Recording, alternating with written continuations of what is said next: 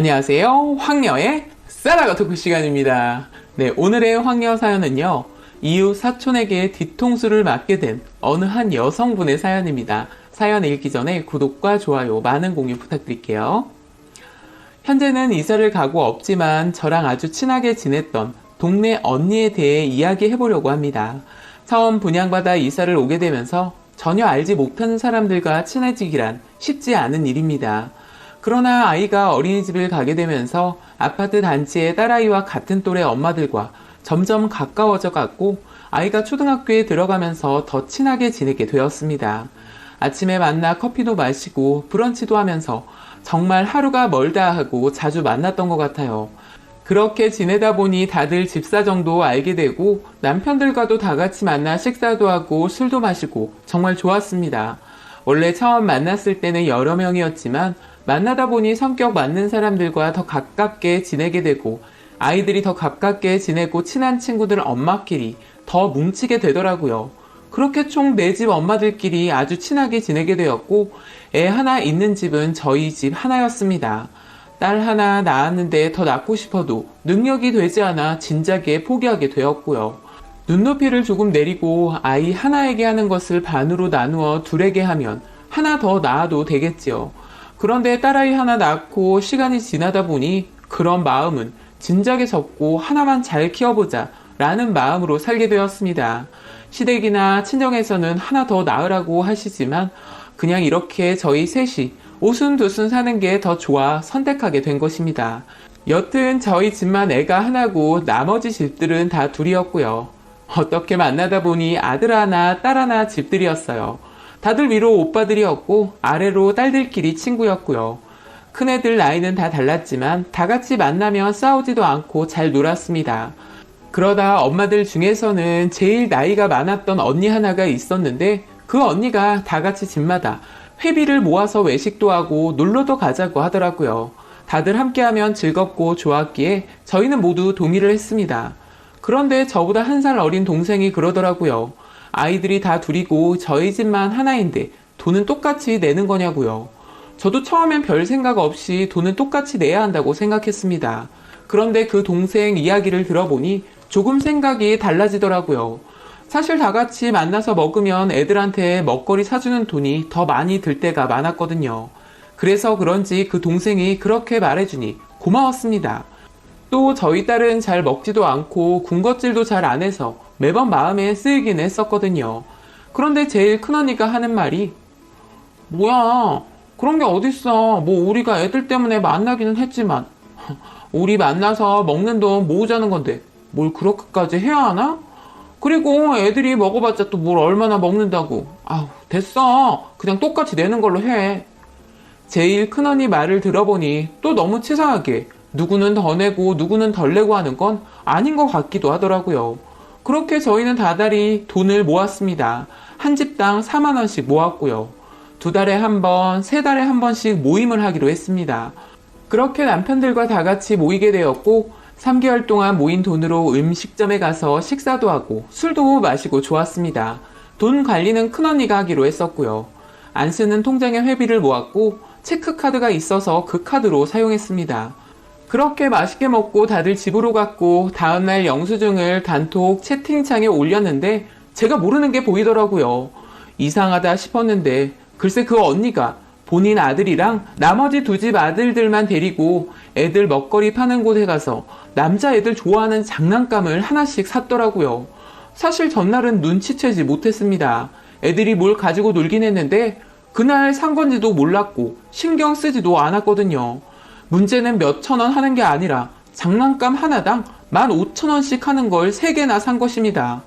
몇천 원이었다면 사실 별소리 안 했을 텐데 10,000원이 넘어가니 좀 기분이 좋지 않더라고요. 일단 저는 카톡으로 할 말은 아닌 것 같아 그날 낮에 커피 한잔 하자고 해서 만나기로 했기에 만나면 한마디 해야겠다 싶었습니다. 그렇게 엄마들끼리 다시 만났고 저는 그 언니에게 한마디 했습니다. 언니, 근데 어제 애들 장난감 사신 거예요? 아까 영수증 보니까 그런 거 같아서요. 어?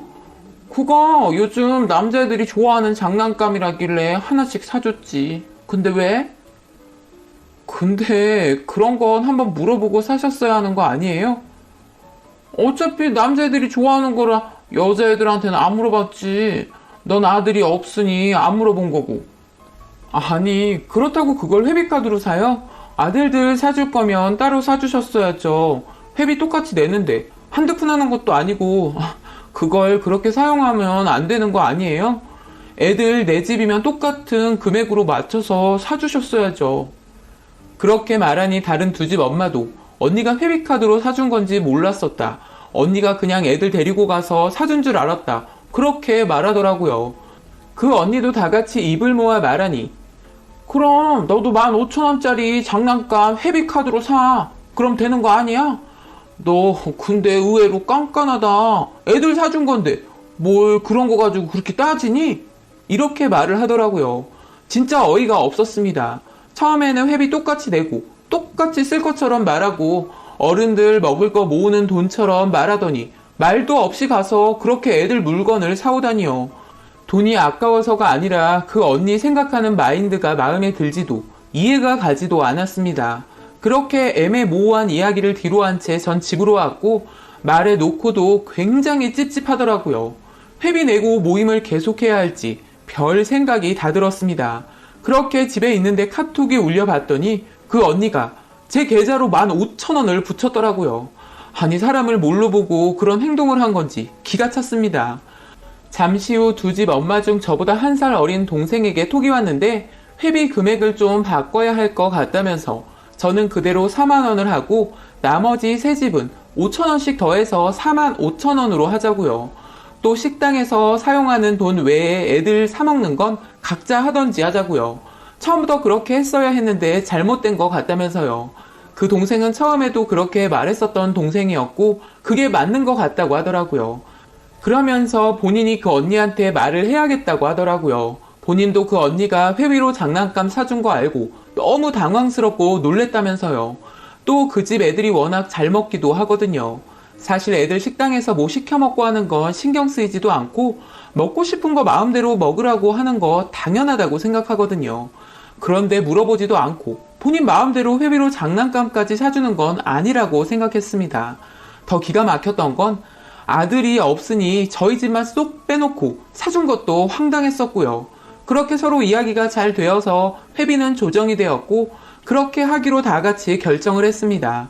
왠지 제가 치사한 사람이 된 것만 같았지만 그 동생이 그렇게 생각하지 말라고 하더라고요. 공평하게 한 건데 그런 생각하지 말라면서요. 그 이후 모임에서 큰 문제 없이 잘 지냈습니다. 아침에 만나 커피도 먹고 브런치도 즐기면서요. 얼마 뒤 또 그 언니 때문에 뒷목 잡을 일이 생기게 되었습니다. 저희 집이 일요일에는 교회를 다니거든요. 딸아이는 유치부에 다니고요. 그런데 교회 유치부에 다니면 좋다라는 걸 어디서 들었는지 그 언니에게 연락이 왔더라고요. 본인 애들도 보낼 수 있냐고요. 아이들 교회 다니면 좋기도 하고 그래서 보내도 된다고 했습니다. 원래 교회에서 차가 오는데 저희는 가족이 다 같이 가기 때문에 저희 차로 이동을 하거든요. 전 사실 따로 가겠거니 싶었는데 일요일 아침 일찍 애들을 데리고 저희 집에 왔더라고요. 애들 데리고 가달라고요. 어차피 저희가 교회에 가니 알았다고 했습니다. 애들 아침은 먹였겠지 싶었지만 저희도 식사하던 중이라 그 언니네 애들한테 물어보니 아침을 안 먹었다고 하더라고요. 뭐가 그리 급해서 애들 밥도 못 챙겨 먹었나 싶었고 저는 애들 밥 다 차려주고 다 같이 교회에 갔습니다. 예배 드리고 교회에서 점심 식사 마치고 집에 돌아왔고 언니에게 연락을 해보니 전화를 안 받더라고요. 저희도 교회 마치고 그날 할 일이 있었는데 연락이 안 되니 어쩔 수 없이 그 언니 애들을 다 데리고 마트에 갔다가 옷 살 것도 있어 쇼핑까지 다 끝내고 저녁은 밖에서 먹으려고 했는데 그 집 언니네 애들 데리고 저녁까지 먹고 집에 왔습니다. 밤 9시가 될 때까지 연락도 없고 전화를 받지도 않았고요. 그 집 남편은 주말에 야간 일을 나가기 때문에 괜히 전화해서 물어보면 실례될 것 같아서 물어보지도 못했습니다. 시간은 계속해서 흘러갔고 시간이 너무 늦었길래 일단 애들 씻기고 양치질까지 모두 끝내고 눕혔습니다. 연락도 안 되는데 계속 기다릴 수는 없었으니까요. 남편은 혹시 무슨 사고라도 난 거 아니냐면서 애들 아빠한테 연락해보는 게 어떻겠냐고 했습니다.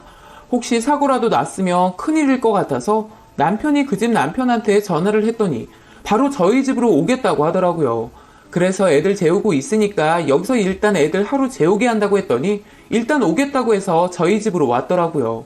걱정되는 마음에 전 그 언니 남편이랑 같이 언니네 집으로 향했고 비번을 누르고 집으로 들어갔더니 쾌쾌한 냄새가 났습니다. 집 안으로 들어간 저와 그 집 남편은 정말 경악을 금치 못했는데요. 글쎄 거실엔 여자 남자들이 술이 떡이 되어서 다들 이곳 저곳에 대자로 뻗어 누워있더라고요. 다른 집에 들어온 것만 같았습니다. 둘러보니 언니도 술이 만취가 되어 자고 있었고요. 그 언니 남편은 고함을 치기 시작했고 본인 와이프를 흔들어 깨우기 시작했습니다. 삐뚤거리며 깬 언니는 너무 놀라면서 저를 째려보았고 전 제가 무슨 실수를 했나 싶었습니다. 그 언니는 누워 자고 있는 사람들을 깨우기 시작했고 남편 왔으니 빨리 그만들 가라고 했습니다. 저는 뭐라도 해야 할 것 같아 거실을 치우면서 깨어난 사람들을 현관으로 내보냈고 다들 나가고 나니 그 언니 남편이 소리를 지르기 시작했습니다. 미친 거 아니냐고요. 애들은 남의 집에 맡겨놓고 도대체 뭐 하는 짓이냐면서요. 도대체 저 사람들 누구냐고요. 그 사람들 나이대를 보아하니 언니 친구라고 하기엔 좀 어려 보였거든요. 알고 봤더니 언니가 공인중개사 공부를 하고 있었는데 중개사 공부하는 사람들 모이는 카페에서 만난 사람들이었더라고요. 정모를 하게 되었는데 본인이 집으로 초대한 거라면서요. 그 언니 남편은 공부한다고 모였으면 공부만 처할 것이지 왜 남자 여자 모여서 술을 처먹고 있냐고 정말 난리가 났었습니다.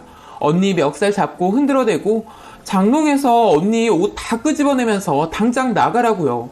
저는 말리느라 정신이 없었습니다.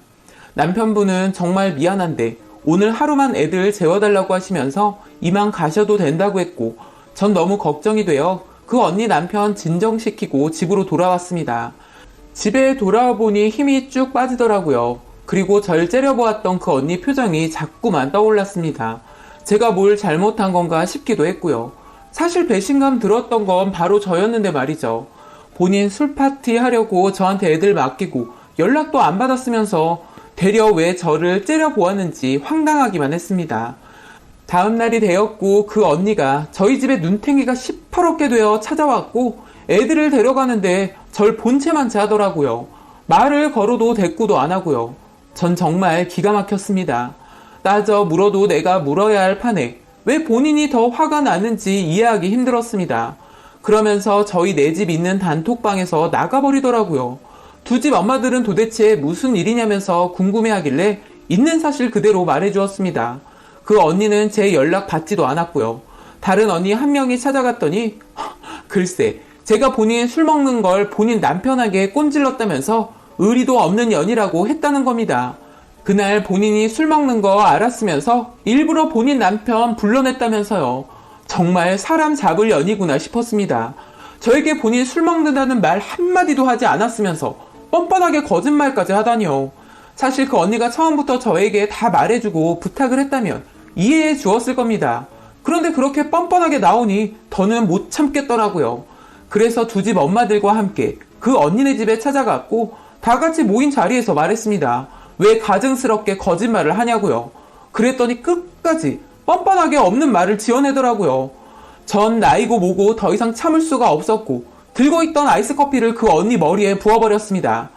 두 번 다신 얼굴 볼 일 없을 거고 모임도 다 끝났다고요. 미안하다는 말 한마디 했으면 저도 참아보려 했을 텐데 어떻게 그따위 인성을 가졌는지. 나머지 두 집 엄마들은 큰 싸움 날 것 같아서 저희 둘을 말렸고 그 언니는 저 한 대도 못 때렸습니다. 그러면서 두 집 엄마들에게도 말했습니다. 누구 말을 믿던 상관 안 하겠지만 정 궁금하면 그날 톡 메시지 서로 보낸 거 보여준다고요. 치사해서 그것까지는 안 보여주려고 했는데 궁금하면 말하라고요. 결국 누구 말을 믿었을까요? 당연히 제 말을 믿었습니다. 또 소문이 안 날래야 안 날 수가 없더라고요. 그 언니에 대한 소문은 바로 남자들을 집에 불러 술 먹다 남편한테 걸려 얻어 맞았다는 얘기들이 돌기 시작했고 참 뿌린 대로 거둔다는 걸 알게 되었습니다. 문제는 그 언니가 거기서 멈췄어야 했는데 저희 새 집과 멀어지고 나서부터 다른 엄마들과 친해지면서 저에 대한 이상한 소문을 내기도 하고 말 같지도 않은 말들을 퍼뜨렸는데 그것도 거짓말이라는 걸 알게 되면서 그 엄마들한테도 욕 엄청 얻어먹고 파토가 났다고 하더라고요. 결국 그 언니는 그 후 1년도 되지 않아 이사를 가버렸습니다. 그런 사람은 절대 변하지 않는 걸까요? 거짓말을 밥 먹듯이 하면서 본인이 취해야 할 이득만 생각하면서요. 진짜 지금까지 살면서 그런 사람은 처음 만나봤던 것 같습니다. 인생 경험 제대로 한 셈이었죠. 제발 이사간 동네에서는 정신 차리고 남들에게 피해 안 주길 바라며 사연 보내봅니다.